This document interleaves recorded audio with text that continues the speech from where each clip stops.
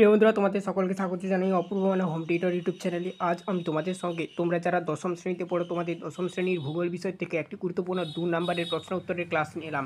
প্রশ্নটা খুবই গুরুত্বপূর্ণ। প্রত্যেক বছর মাধ্যমিকে কিংবা মাধ্যমিক পরীক্ষার আগে যে তোমাদের টেস্ট পরীক্ষা হয়, এমনকি তোমাদের স্কুলে যে সাবমেটিভ পরীক্ষা হয় সেই সাবমেটিভ পরীক্ষায়ও আসে। তো দেখো, প্রশ্নটা হচ্ছে মরা কোটাল বলতে কী বোঝো।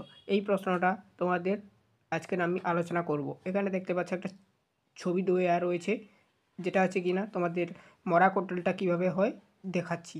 এবারে প্রশ্নটার উত্তর দেখো, নিচের দিকে দেওয়া রয়েছে। কি বলা রয়েছে এই প্রসঙ্গে দেখো, শুক্লপক্ষ ও কৃষ্ণপক্ষের অষ্টমী তিথিতে চাঁদ ও সূর্য পৃথিবীর সাথে সমকোণে অবস্থান করে।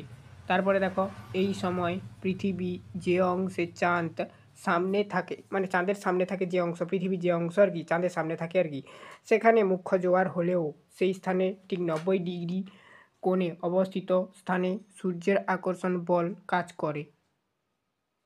ঠিক আছে, কাজ করে। চাঁদের আকর্ষণের ফলে সৃষ্ট মুখ্য জোয়ারের প্রাবল্য কম থাকে। মানে এই অবস্থানের কারণে আর কি। এটা আছে হোল, এটা টাইপিংয়ের সময় হয়তো ভুলে উঠে গেছে।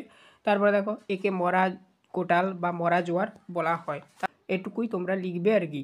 এখানটায় একটু ভুল হয়ে গেছিলো, ওটা স্ক্রিনে তোমরা দেখেছো, আমি সংশোধন করে দিয়েছি। নোটসটা তৈরি করার সময় হয়তো একটু ভুল হয়ে গেছে।